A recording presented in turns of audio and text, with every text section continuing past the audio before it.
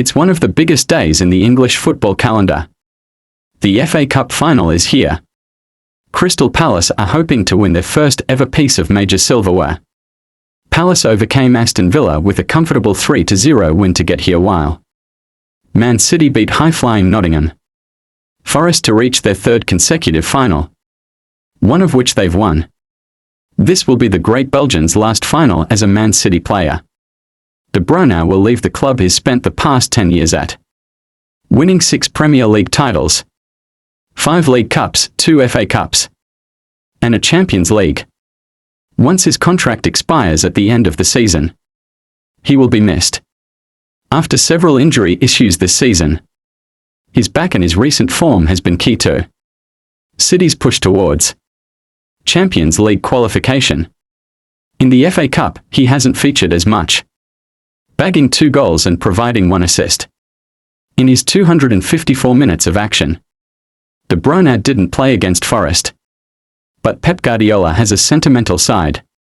He will get game time and he will want to go out with a bang. Don't be surprised to see his coach with tears in his eyes saying, "We cannot replace him," after the final whistle. It's hard to imagine a club like Palace, with a dedicated fanbase and stability in the Premier League, have never won a piece of major silverware, but it's true.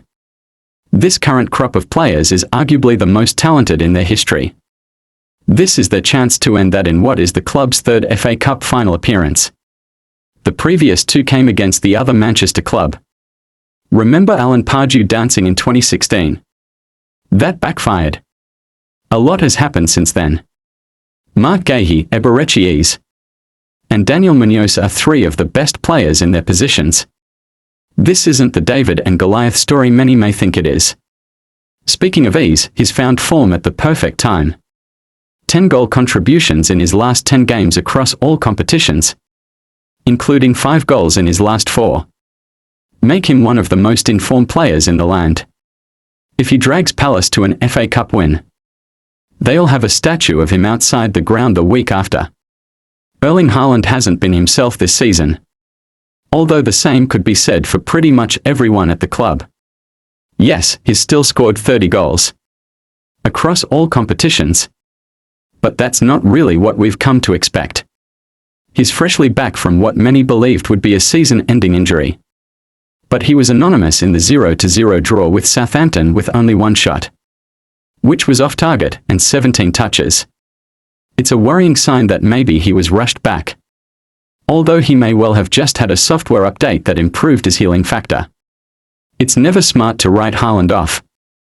He's proven time and time again to be one of the best in the world. He just seems a little off at the moment. Rodri's long-awaited comeback from an ACL injury is close, but Guardiola has said that he is still waiting on the doctors for the green light on his selection.